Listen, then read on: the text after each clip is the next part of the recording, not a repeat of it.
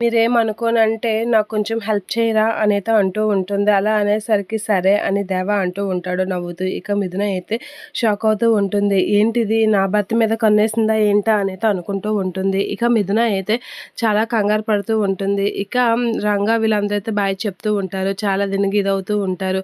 సరే వెళ్తాను అని చెప్పేసి అయితే తీసుకొని వెళ్తూ ఉంటాడు దేవ. అలా తీసుకెళ్ళేసరికి మిథున అయితే భయపడుతూ ఉంటుంది.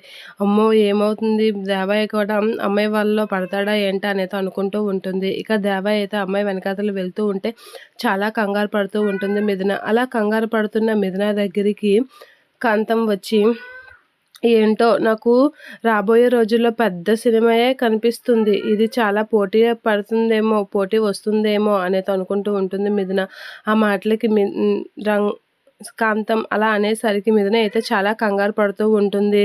జాగ్రత్త సుమి అని చెప్పేసి అయితే అక్కడి నుంచి అంటూ మిథునకైతే చురకలు అంటిస్తూ ఉంటుంది కాంతం. అలా అంటించేసరికి మిథున అయితే ఇంకా కంగారు పడుతూ ఉంటుంది. చూసుకో ఇంకా నీకన్నా స్మార్ట్‌గా ఉంది అనేది అంటూ ఉంటుంది. ఇక దేవ అయితే చాలా దేవ విషయంలో అయితే అమ్మాయిని గట్టా ఇష్టపడుతున్నాడా ఏంటనైతే చాలా కంగారు పడుతూ కొంచెం భయపడుతూ ఉంటుంది మిథున.